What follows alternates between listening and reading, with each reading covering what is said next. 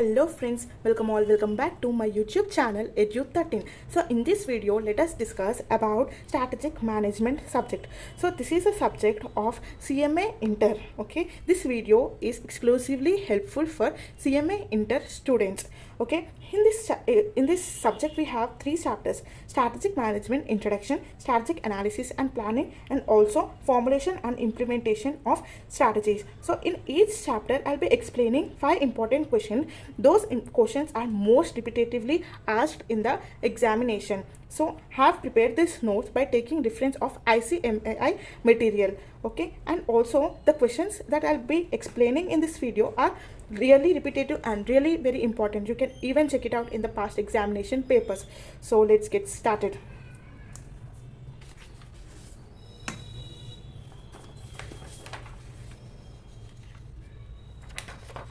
So here chapter number 1, strategic management introduction, as you can see. So first question is, what is strategic management? Strategic management, strategic choices for the future and also turning strategy into action. That implies strategy chooses for the future. It explains about the future prediction of the business organization, how it's going to be run, and what would be the surplus or the deficit of the organization. Okay, and also it turning strategy into action. That implies whatever the plans which has been made by the organization or the managers of an unit, first that plans should be implemented. Okay, without implementation it does not work out, right? So that's the main importance. So it is also ambiguous, uncertain, complex, and also long-term implication. And the word ambiguous means uncertain. You can also call as uncertain or unclear. As we all know, strategy means it totally follows the contingency concept. I'm just using the word contingency as to explain. Okay, don't completely relate it with that, but just know that it is of an anticipative perspective. So we cannot say that we get the sure shot results. Okay, it is uncertain. We may get good results or we may not. For example, let's take COVID situation. Before COVID, all share markets have been speculative of a bull, but after COVID, you can see the scenario how drastically it get impacted whole over the economy, not just India but also worldwide. And this is one such example. We or the shareholders or the company's chief executives did not expect that change. So it is uncertain. Their strategy went wrong. So we cannot prevent it. But so it is uncertain. Complex in the sense it is certainly very difficult to make a strategy. Okay, and also it has long-term implication. This strategic management will in actual helpful for big organizations who are of a perspective of long-term. Okay, for long-term, if they wait, they'll get the benefit, or you can say profits in the long term. Okay, and see the third point. Operational management is routinized and has short-term implication. So here we are discussing about strategic management, right? Why come operational management has come into picture in this question? Is just comparing the strategic management with operational management. We'll also discuss this particular subject, operational management, in our coming lectures. Okay, he says operational management is routinized. Routinized means has day-to-day activities. You can write it here. Routinized means day-to-day activities. It implies operational management focus upon the day-to-day activities, and it also has a short-term implication, whereas strategic management has long-term implications. It's just comparing with the operational management. That's it, and should also include this in strategic management. Here in CMA Inter, this is one of the subject, that is OM and SM, operational management and strategic management. So that's why this word is been introduced here. Then fourth point, strategic position is concerned with external environment, internal resources and competences, and the expectations of customers. What does it mean? External environment means, here you should understand one more point, one more example I'll give you rather. Pestle. You may not aware about this word, but let us even study this in second chapter. Okay. Pestle. Pestle refers to, it's an acronym actually. P refers to political factors and environmental factors social factors, technological factors,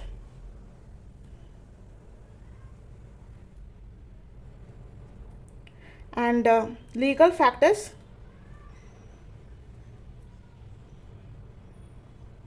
I'm sorry, it is pestal E, economical factors. So pestals are the external environment. Best example for external environment means pestal. Political factors, then environmental factors, social factors, then technological factors, economical factors, and also legal factors. These all factors get affected due to strategic management. So it has a long-term implications. And then internal sources, strategic position and strategic management will also impact the internal resources, that is nothing but the shareholders and also debenture holders, and competences. It is very helpful in competitions to take the competitive advantage, best competitive advantage, and also helpful for reach the expectations of the customers' needs and demands. And the last point, strategic choices involve understanding future strategy of both corporate and business unit levels and options for developing strategy of both directions and methods of development. That means strategic, there are two words as you can observe, there are strategic choices and strategic options. He says that strategic choices depends upon both corporate and business unit level. It focuses upon both corporate, that is nothing but the industry level, and also business unit level, that is firm level. It is a choice, but here options implies it focuses upon the developing strategy for both directions and methods of the development. To understand this statement, we have to just first understand about the difference between the choices and options. So here options are fixed, okay, options are fixed, but whereas choices are not fixed. Let's take an example for an option. Let's say Microsoft Office, Microsoft company is trading the shares at rupees 100, okay, 100 per share, and you have both the option as to buy or as to sell. So you have speculative of bull speculative, and you opted to buy, okay, opted to buy the share. But in action you also have the also have the speculation of selling. Two options you have, buy or sell, but you are choosing only one among those. So you, that is what, one among those options. So that is the best example you can give for options. Let us see the example for choices. Let's say you have went to a restaurant and you ordered something from the menu for lunch special, some item, okay, but you have hundreds of items over there, but at the end you have to choose only one, right? It is a choosing of from many opportunity, from many choices you have. So that is what choices is it clear? So this is the main difference between options and choices. So strategic choices, this strategic choices strategy depends upon both corporate and business unit level. It focuses, understands both corporate and also business unit levels, but as options will develop the strategies from the point of view of directions and also methods of development. Clear? So this is all about the first question, that is what is strategic management. Now let us discuss about what are the advantages and also the disadvantages of strategic management. The advantages and disadvantages of strategic management. See, there are 5 advantages and also 5 disadvantages. And advantages, first advantages, discharges board's responsibilities. What does that mean? Discharges board's responsibility means strategic management, once it is implemented, the burden of board of directors or the senior management in the organization gets reduced. I couldn't say drastically it reduced, no, but to some extent it gets reduced, okay. And forces on objective assessment. It forces on objective assessment means not just the day-to-day activities, but also it should be focused on future. What future prediction should be there for an organization. It's another advantages, okay. It just focuses on both the day-to-day activities, that is operational management, and also strategic management in the long run. That is the second advantage. And the third advantage is provides a framework for decision making. Provides a framework for decision making. It implies it helpful for the decision making by any particular director want to decide any project, then he should have the responsibility to say whatever his ideas or whatever the decisions are, should also discuss it with the other board of directors and also the staff members and also employees and also shareholders. Okay, there should be only one decision at the end should be implemented after taking prior consent of all the members in the organization. So that is another advantage. Supports understanding. See, if I say any particular meaning or let's say any information, if I share, few people may understand, few may not understand easily. They'll understand, but few people need more attention.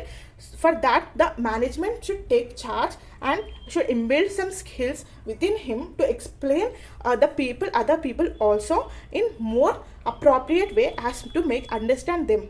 Okay, so few people may understand easily, few people may not understand so easily. So for them should be focused, the managers should be focused to make understand what it should be, make him understand about the discussions that made in the organizations. Okay, should make discussions understand in the organization. So that's what about the fourth point is. Then fifth point, provides an organizational perspective. It provides an organizational perspective. That means nothing but the long-term benefits that you get if you follow this strategic management. That is fifth advantage. Now let us discuss about the disadvantages also. Let's see. So future does not unfold as anticipated. Future does not unfold as anticipated. It means future is not in our hands. We just anticipate. I said before that we follow the conservatism concept in strategic management. Future does not unfold. That means we may not get exactly what we expected, right? We may not get exactly what we expected. Prediction of the future is not at all easy. Understood? So organization that use planning process achieve better performance than that of organization who do not plan. I repeat, organization which uses the planning process, that means which uses the strategic management, will achieve more better performance, more better profits than the organization who does not plan. Okay, simply because of it is not unfolding. It does not unfold all the time. It does not mean that we should ignore it. No, organization should imbuild this culture of strategic management implementation. Okay, so this is disadvantages because it is of a conservatism contingency concept. We can I'm sorry, based on the contingency concept, it's a disadvantage. We cannot shortly explain the same. Okay, and it can be expensive. Yes, I have discussed this point even in the first question, that it is of a strategic management is of a long-term implication, right? Long-term implication implies large organizations could only get access through strategic management, not compulsion, not mandatory, but it's an optional for the small organizations.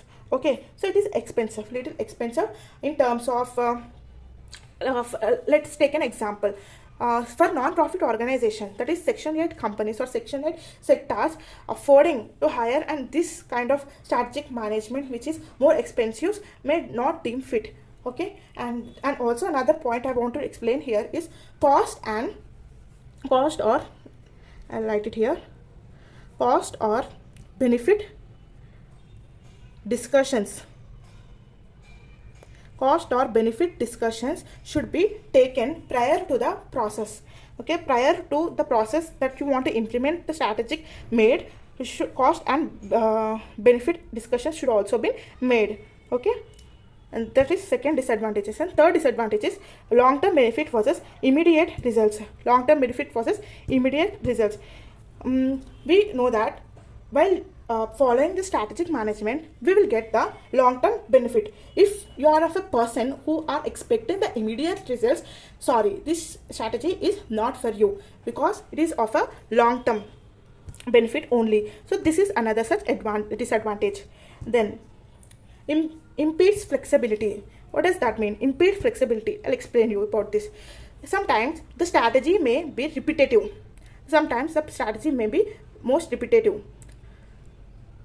So in that cases, the managers or the board of directors gets frustrated. So that is what it impedes flexibility. The strategy should be more kind of encouragement, it should develop the creative strategies. See, this fifth point is related with the fourth point. That is lack of creativity, that is lack of innovations and creativity. The ability of the organization to develop creative strategies reduces if there is impeded flexibility. So this is, you can say, one such example for lacking of the creativity is a disadvantage. Okay, so this is all about the second question, that is list of the disadvantages and advantages of strategic management. Most repetitive question, and very simply made into five points.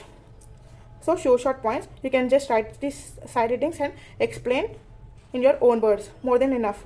Got it? Clear with second question? Okay, let's see about third question. Write the stages.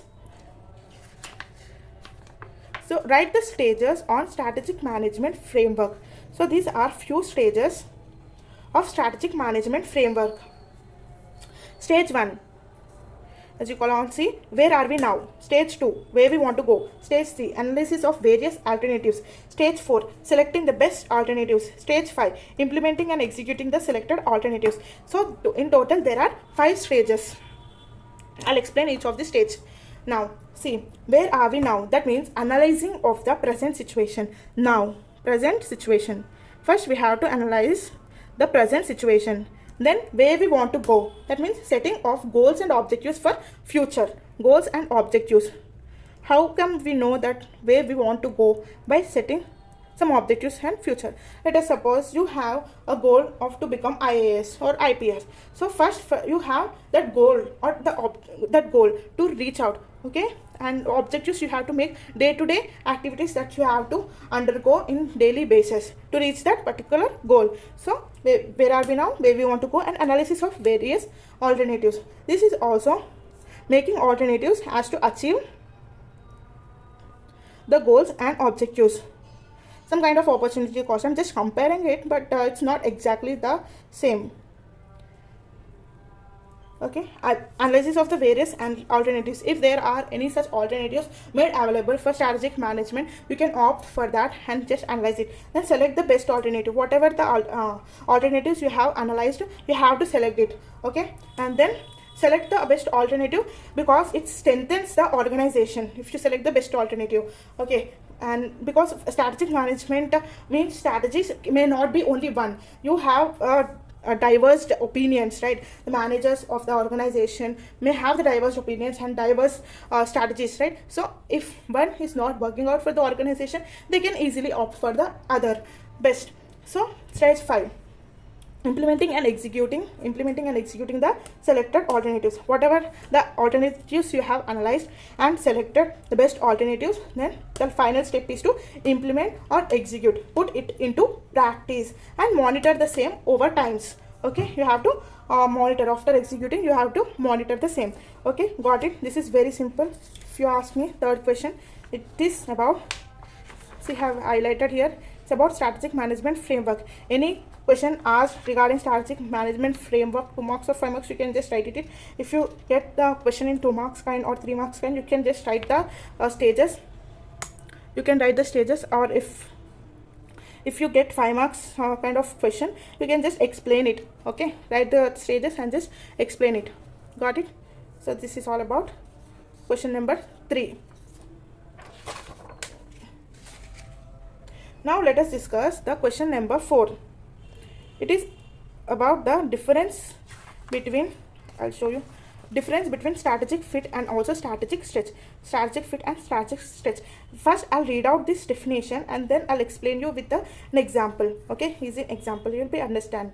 Strategic fit refers to the development of strategy by identifying opportunities and adapting to take the advantage.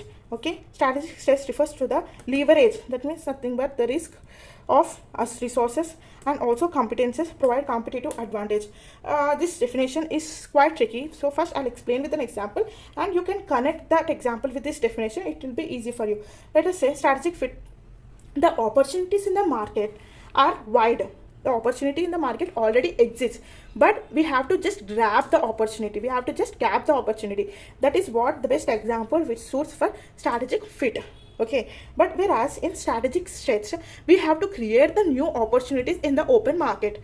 Right here, the opportunity already exists in the the opportunity already exists in the market. Just we have to identify it and also grab it. Okay, grab the opportunity, grab the opportunity.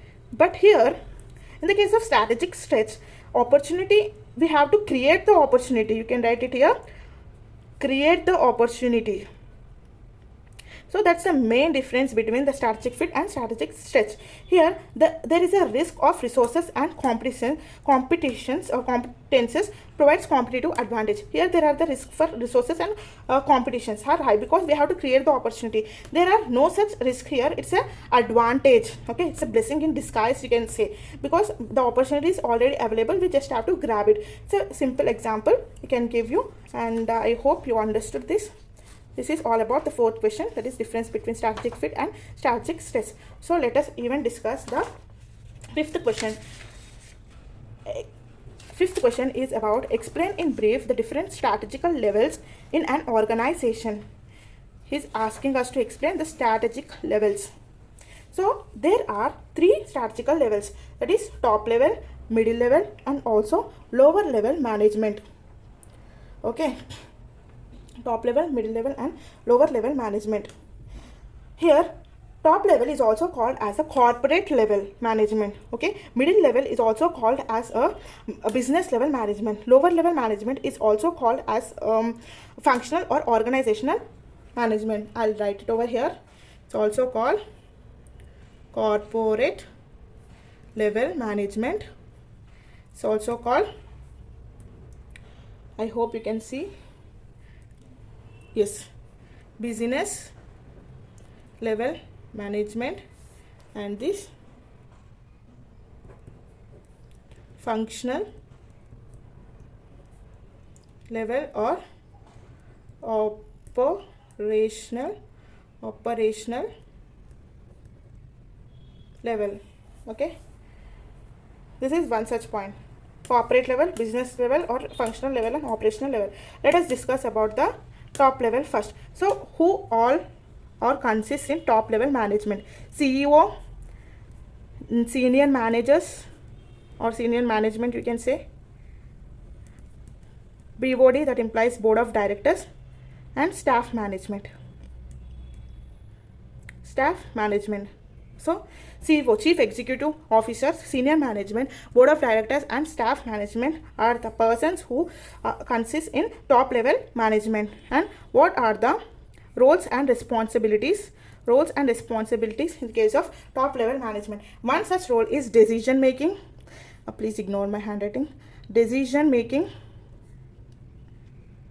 And another such example is the goals and objectives should be defined, and also determine the what kind of business, what is the nature of the business, rather, you can say.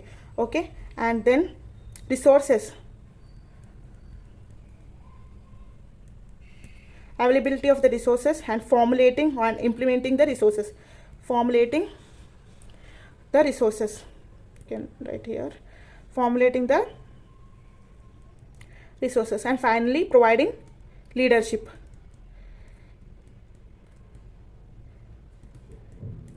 Okay, so top level management is also called as corporate level management, and it consists of CEO, senior management, board of directors, and staff management. Second point. Third point is what roles and responsibility top level management consists of: decision making, staff goals and responsibilities, or you can say objectives, then what kind of a business it is, and the resources available, the formulating and implementing the resources, and also providing the leadership. Okay, so these are all the points that you can include in top level management.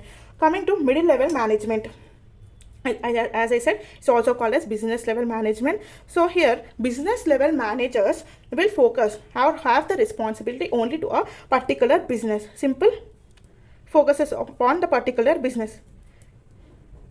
Now lower level management. Level management is also called as functional level management and also operational level management.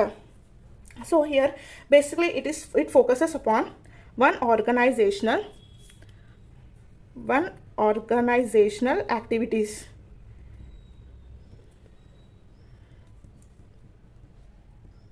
Okay, so here it focuses on particular business, but here whereas it is focuses on one organizational activities. Clear? So that is all about these strategic levels in an organization. So I'll end up with this note. Okay, I hope you all understood these 5 questions, important questions. I request you to please go through the video once. Okay friends, thank you all. See you all. Bye bye. Please do like, share and subscribe to my channel Edu13. Bye bye.